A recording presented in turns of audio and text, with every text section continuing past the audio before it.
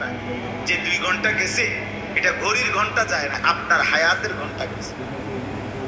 কথা কয় না, ঘড়ির ঘন্টা যায়, ঘড়ির ঘন্টা শেষ হয়ে যাবে। ঘড়িটা যদি আবার আপনি হাতে ধরে ফিরিয়ে দেন, এটা এলে আবার হাতে 2 ঘন্টা। কথা বুঝছেন? ঘড়ির পিছে দিয়ে যে বল্টুটা, এটা যদি আপনি আবার মুসরা দেন, এটা আগে পিছনে লয়ে যেতে পারবেন না। তাহলে ঘড়ির কাঁটা মূল হিসাব না, আপনার হায়াতটা পিছাইয়া দেন।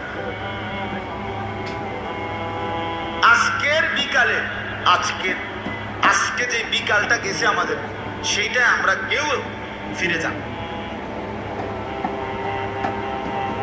ঘড়ির কাঁটা না আপনি পিছাইতে পারবেন, হায়াতের কাঁটা পিছাবেন? বলে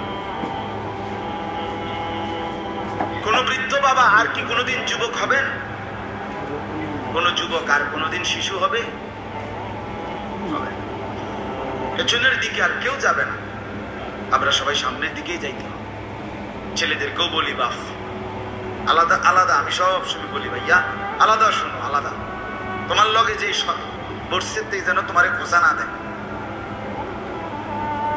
ওই দুষ্ট তোমারে খোঁচা দিয়ে নষ্ট করবে তোমার আন্তরিকতাটা, তোমার মুড মনোযোগটা নষ্ট করে দিবে। তুমি আলাদা শোনো, দেখো বুঝো কিনা, দেখো ভাবো কিনা।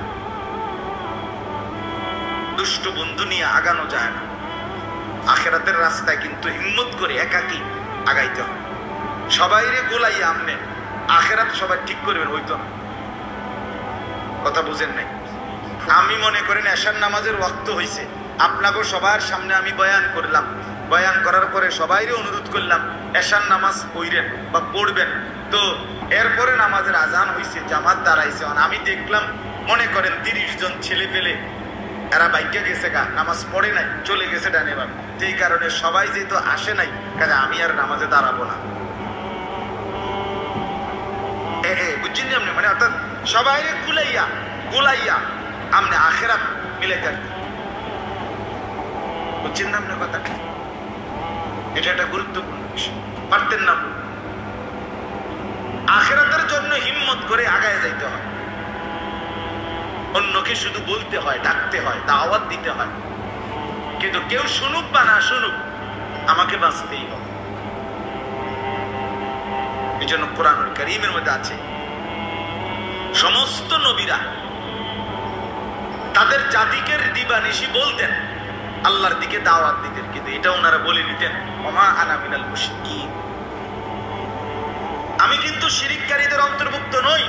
মানে হে আমার জাতি, তোমরা যদি সবাই শিরিক করো তবুও আমি তোমাদের দিকে যাব না, আবার তোমরা সবাই যদি ইমানদার হও তবুও আমি শিরিকের রাস্তায় যাব না। তার মানে আমি তোমাদেরকে বলছি ঠিক আছে, দিন রাত কষ্ট করতেছি, তবে মানো কিংবা না মানো আমি আল্লাহর রাস্তা থেকে সরব না,